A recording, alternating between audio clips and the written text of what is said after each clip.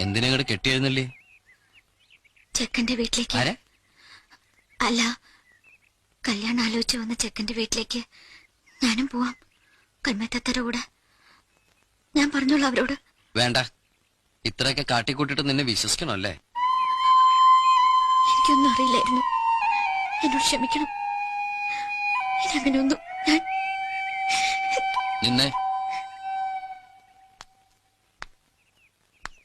ഈ കണ്ണീരിൽ അല്പം വലിയ സത്യമുണ്ടോ?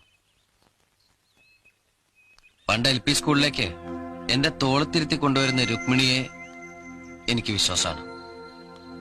ഞാൻ പണങ്ങുമ്പോ ചിണുങ്ങിക്കരയണ അന്നത്തെ രുക്മിണിയുടെ കണ്ണീരിനെയും എനിക്ക് വിശ്വാസമാണ്. അതുപോലെ ഇപ്പോഴും എനിക്ക് വിശ്വസിക്കാമോ?